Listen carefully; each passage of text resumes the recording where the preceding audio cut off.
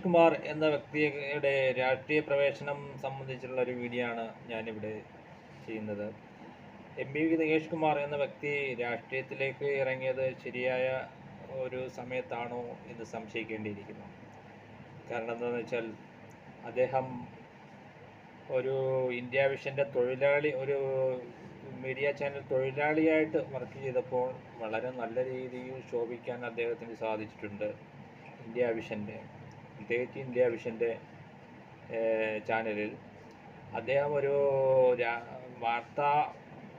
വാർത്താ വായനയ്ക്ക് ഒരു വിപ്ലവകരമായ മാറ്റം, അതായത് സാധാരണ വെറും ചുണ്ടനയ്ക്കുള്ള വാർത്താ വായനയ്ക്ക് പകരം ആംഗ്യ ഭാഷയിലൂടെയും വാർത്ത വായിക്കാം എന്ന് ആൾക്കാർക്ക് മനസ്സിലാക്കി തന്ന ഒരു വ്യക്തിത്വം, ഒരു വിപ്ലവകരമായ മാറ്റത്തിന് വാർത്താ വായനയ്ക്ക് ഉണ്ടാക്കി തന്ന ഒരു വ്യക്തിയാണ്. ആ രീതിയിൽ നികേഷ് കുമാറിൻ്റെ വാർത്താ വായന വളരെയധികം പ്രശസ്തവും വളരെയധികം എഫക്റ്റീവുമായിരുന്നു.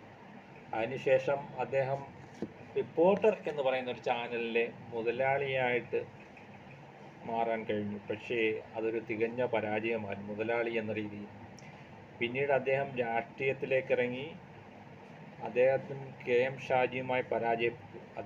ഷാജിയുമായി പരാജയപ്പെടാനുള്ള പ്രധാനപ്പെട്ട കാരണം അദ്ദേഹത്തിന് ഒരു മന്ത്രിയുടെ മകന് ആണ് എന്നുള്ളത് ശരി തന്നെയാണ്. CPM-ൻ്റെ ഒരു പ്രധാനപ്പെട്ട നേതാവായിരുന്ന MV രാഘവൻ്റെ പുത്രനായിരുന്നു, അതൊക്കെ ശരിയാണ്. പക്ഷേ അദ്ദേഹത്തിന്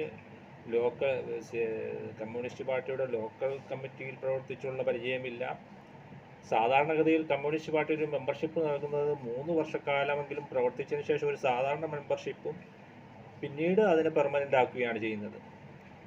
നികേഷ് കുമാറിന് അങ്ങനെ സാധാരണ ജനങ്ങളുമായി സംസർഗം നടത്തിയുള്ള പരിചയമില്ല. ആ ഒരു കുറവായിരിക്കണം പ്രധാനമായിട്ടും കഴിഞ്ഞ തെരഞ്ഞെടുപ്പിൽ നികേഷ് കുമാർ കഴിഞ്ഞ ഇലക്ഷനിൽ നിന്നപ്പോൾ പരാജയപ്പെടുവാൻ കാരണം. ഇപ്പോൾ നികേഷ് കുമാർ ഒരു ചാനലിലെ തൊഴിലാളിയാണ്. ആ നിലയിൽ അദ്ദേഹം വളരെയധികം വിജയിച്ചിട്ടുണ്ട്. വളരെയധികം നല്ല രീതിയിൽ തന്നെയാണ് അദ്ദേഹം ഈ മീറ്റ് ദ പ്രസ് എന്നുള്ള പരിപാടിയിൽ പങ്കെടുക്കുകയും വളരെയധികം ആൾക്കാരുടെ ഇടതുപക്ഷ അനുകൂലികളുടെ കയ്യടി നേടുവാൻ വളരെയധികം സാധിച്ചിട്ടുണ്ട്. ആ നിലയിൽ അദ്ദേഹം വളരെയധികം വിജയിച്ചിട്ടുമുണ്ട്. ഈ ഒരു സാഹചര്യത്തിൽ അദ്ദേഹം രാഷ്ട്രീയത്തിലേക്ക് ഇറങ്ങുന്നത് ശരിയാണോ എന്ന് ചോദിച്ചാൽ ഇത് നല്ലൊരു സാഹചര്യമാണ്. പ്രത്യേകിച്ച് ഇപ്പോൾ പിണറായി സർക്കാരിൻ്റെ ഇമേജ് മൊത്തത്തിൽ പോയി കിടക്കുകയാണ്.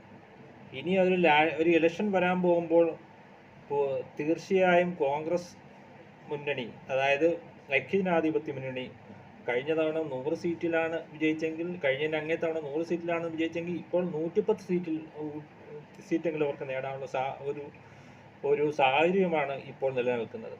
ഈ ഒരു സാഹചര്യത്തിൽ നികേഷ് കുമാർ ഒരു സ്ഥാനാർത്ഥിയായിട്ട് മത്സരിക്കുകയാണെന്നുണ്ടെങ്കിൽ 8 നിലയിൽ പൊട്ടാനുള്ള എല്ലാ സാധ്യതകളും.